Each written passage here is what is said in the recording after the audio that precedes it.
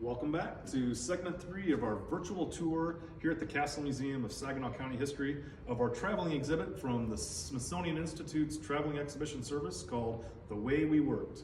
The first 2 segments we talked about the who and how we worked, or actually the where and how. Today we're going to talk about who works.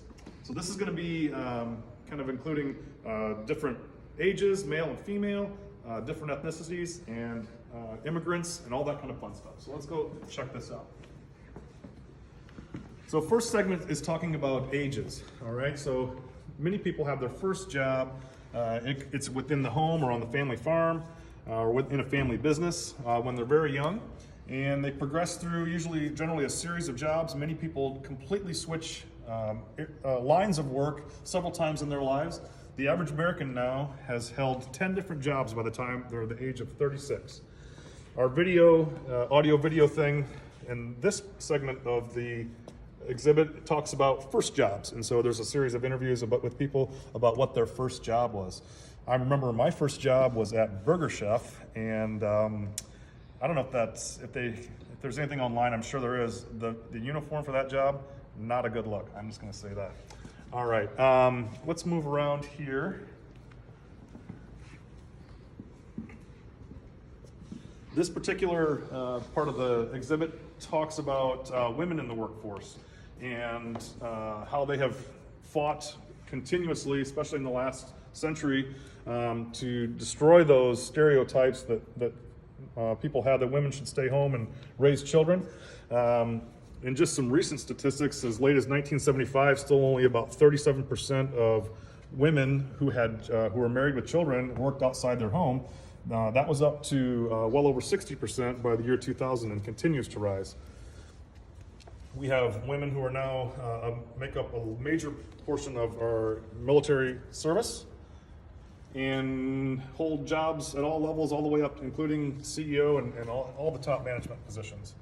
They've managed finally, through perseverance and demonstration repeatedly, that they are equals, to smash that glass ceiling. Science, technology, all the different types of jobs that used to be considered male jobs, women have shown that they are every bit as capable of handling those jobs.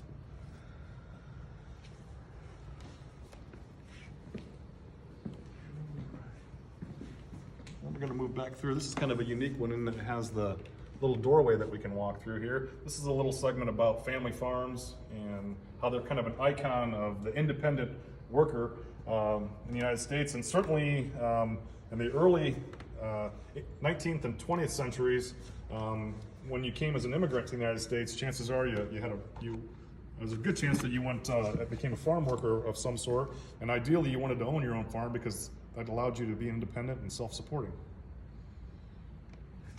And though we talked earlier about how the percentage of folks who are farmers nowadays has declined significantly, those who still do it, and including many in our area, they're a real symbol of American ingenuity and hard work.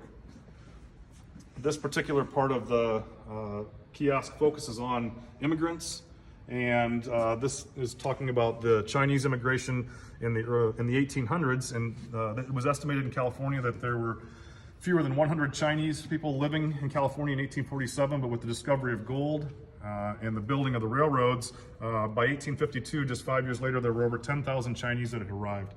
And they helped to build the Transcontinental Railroad. They worked in mines out west, and some of them became farmers, fishermen, and business owners, particularly like in San Francisco, that area.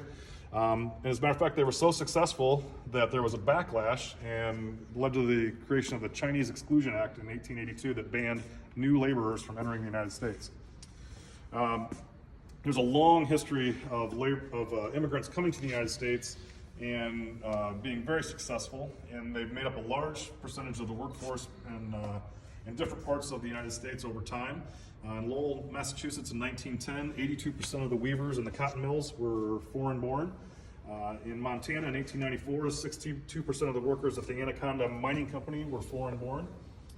Just a few stats there to illustrate that. And again, we have a hands-on thing here that talks about some of the reasons that people came to the United States as immigrants: escape poverty, opportunities on the home front. They ended up becoming capable of living a mobile life, raising children.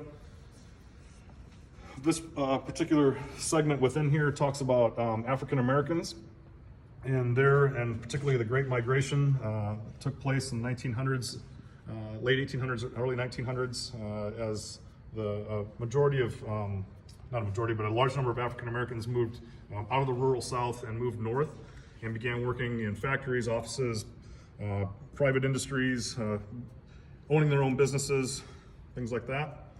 The picture at the top is one of the Pullman porters, and they were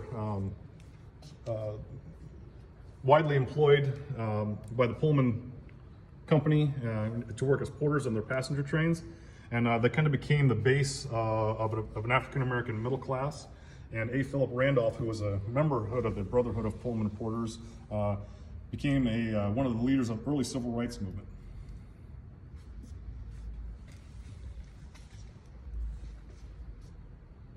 So America is always considered a land of opportunity. And we're built on, to a great degree, on labor that was provided by immigrants. So I think we've covered this kiosk, so I think we're going to stop for today, and we will see you tomorrow with segment 4.